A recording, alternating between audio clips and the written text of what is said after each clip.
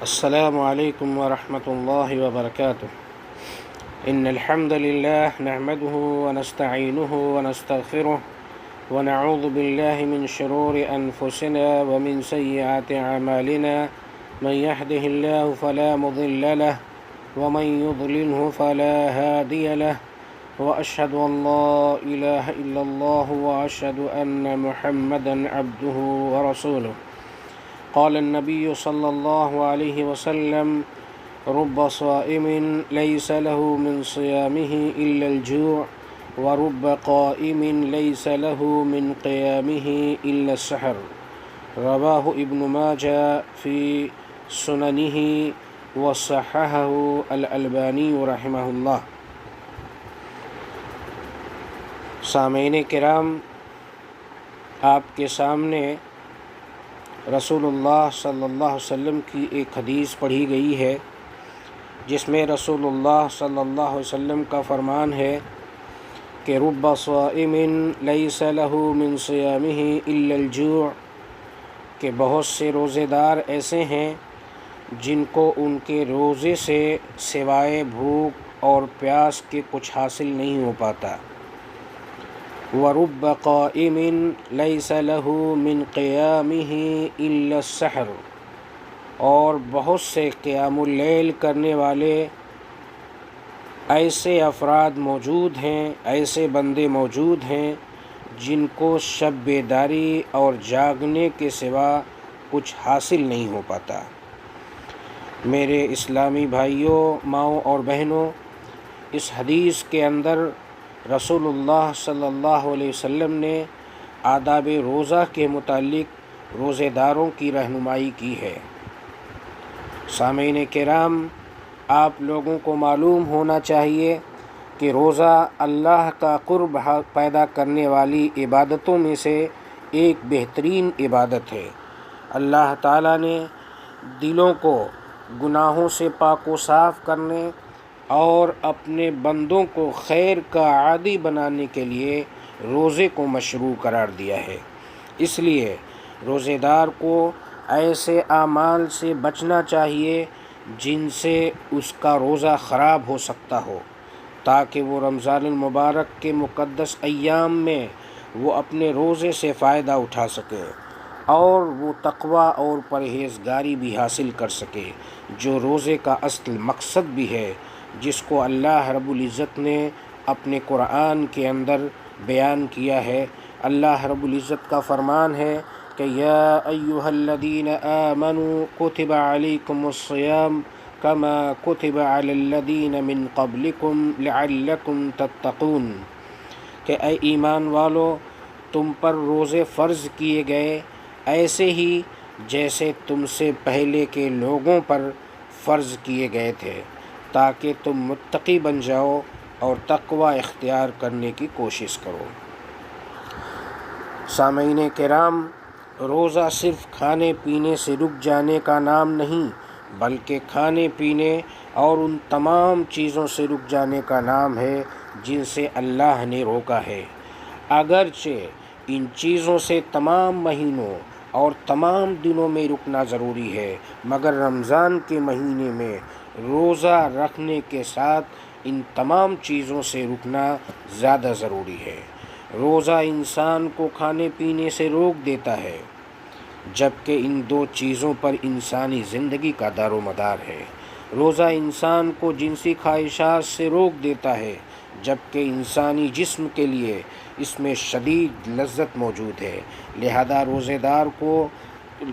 دار کے لیے ضروری ہے کہ وہ کسی گناہ کا ارتکاب نہ کرے، خواہ وہ گناہ کوئی بھی گناہ ہو. وہ بیہودہ بات سے دور رہے، چاہے وہ کیسی ہی بیہودہ بات ہو. اور یہ بھی کہ روزے دار اپنے قول و فعل سے ایسے اخلاق کا مظاہرہ کرے کہ لگے کہ وہ اللہ کی عبادت اور اس کی طاعت و فرمانبرداری میں مشغول ہے. یعنی روزے کی کیفیت اور اس کے مقصد تقوی شعاری کا اثر اس کے قول و فعل اور رہن سہن سے ظاہر ہونا چاہیے. روزے دار ہر وقت اپنے دل میں خیال رکھے کہ وہ اللہ کے سامنے ہے اور اللہ اس کو دیکھ رہا ہے.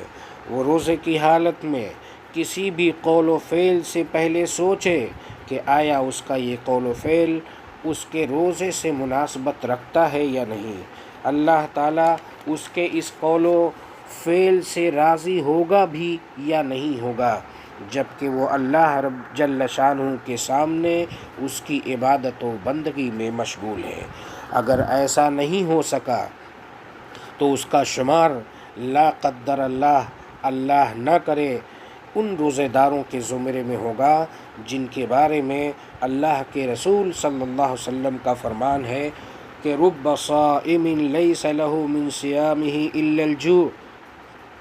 کہ بہت سے روزے دار ایسے ہیں جن کو ان کے روزے سے سوائے بھوک اور پیاس کے کچھ حاصل نہیں ہو پاتا۔ وَرُبَّ قَائِمٍ لَيْسَ لَهُ مِنْ قِيَامِهِ إِلَّا السَّحْرُ، بہت سے قیام اللیل کرنے والے ایسے ہیں جن کو رات میں جاگنے اور شب بیداری کے سوا کچھ نہیں مل پاتا۔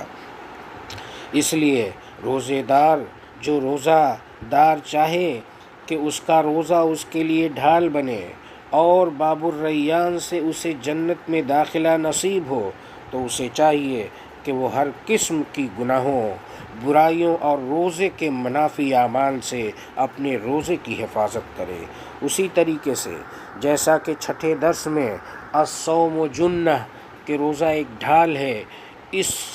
ضمن میں اس حدیث کے ٹکڑے کے تحت یہ بیان کیا جا چکا ہے کہ وہ اپنے زبان کی حفاظت کرے، اسی طریقے سے روزے دار پر یہ بھی ضروری ہے کہ وہ اپنے دل اور تمام اعضاء و جوارح کا بھی روزہ رکھے اور اس کی حفاظت کرے۔ دل کا روزہ یہ ہے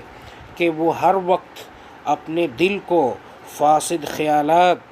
شرکیات، غلط عقیدے، برے وسوسے، بری اور گندی نیتوں اور بری باتوں سے محفوظ رکھے۔ اسی طریقے سے روزے دار اپنے دل کو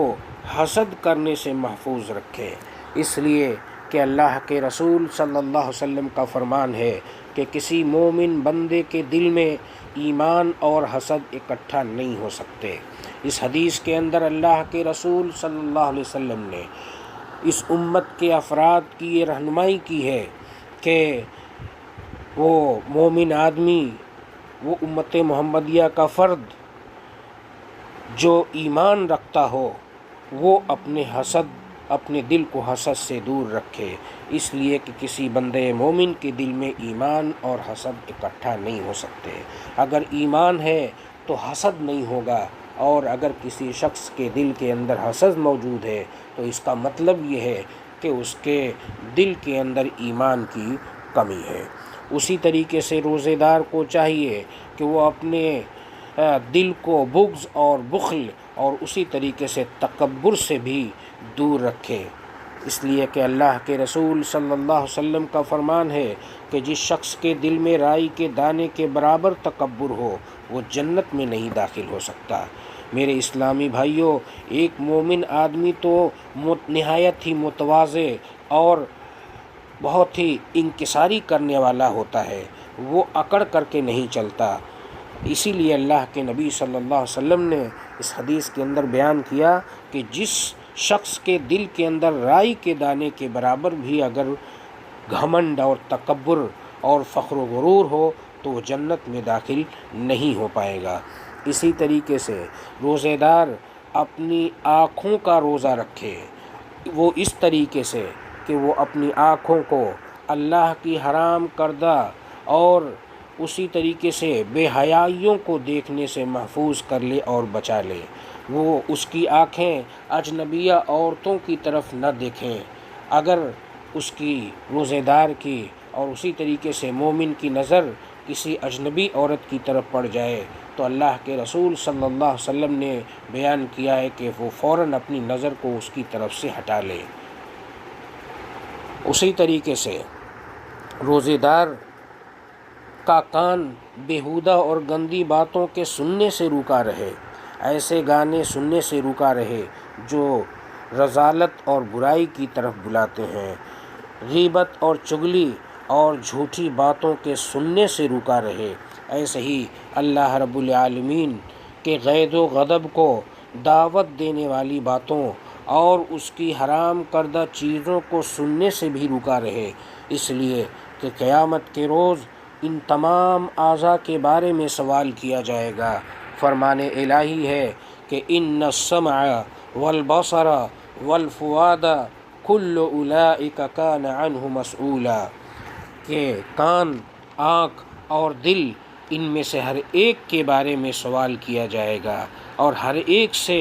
اس جز کے عمل کے بارے میں سوال کیا جائے گا۔ لہذا انسان کو چاہیے کہ وہ ہر وقت، بالخصوص رمضان کے مہینے میں روزے کی حالت میں، وہ اپنے کان کو، اپنی آنکھ کو، اپنے دل کو، اپنی زبان کو، اسی طریقے سے اپنے جسم کے ہر ٹکڑے کو، اپنے ہاتھ کو، اپنے پاؤں کو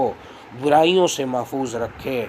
اور وہ اعضاء جس طریقے سے بھی برائی کر سکتے ہوں ان کو اس طریقے سے برائی کرنے سے روکے۔ اللہ تعالی ہم تمام لوگوں کو اپنے روزے کی حفاظت کرنے کی توفیق عطا فرما، اور روزے کی حالت میں اپنے دل، اسی طریقے سے اپنے کان، اپنی آنکھ، اپنی زبان، اور اسی طریقے سے اپنے ہاتھ اور پاؤں کو بھی برائیاں کرنے سے بچانے کی توفیق دے۔ آمین۔ وآخر دعوانا ان الحمد للہ رب العالمین، والسلام علیکم ورحمۃ اللہ وبرکاتہ۔